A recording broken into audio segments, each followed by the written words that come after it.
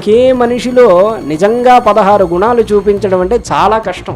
మీకు ఇంకో మాట చెప్తాను, చలనచిత్రంగా రూపుగట్టి చూపించాలన్నా అలాంటిది కుదరదు. 16 గుణాలలో శరీరం కూడా సరిగ్గా ఉండడం అనేది ఒక భాగం. మీరు ఎలాంటి నటుడిని తీసుకున్నా వాల్మీకి చెప్పినటువంటి స్ట్రక్చర్ ఆ నటుడిలో కూడా కనబడుతుంది.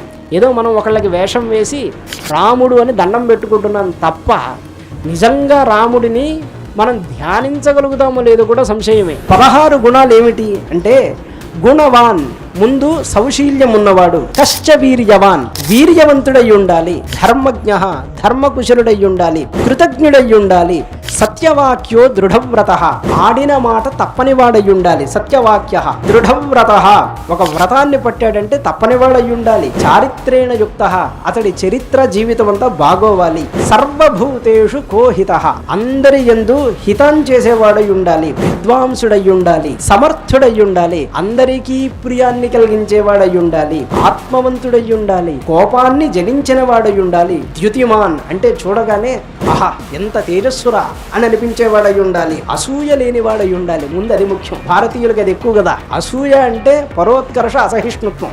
ఒకడు బాగున్నాడంటే చూడలేకపోవడం, దాన్ని అసూయ అంటారు. అది లేనివాడై ఉండాలి.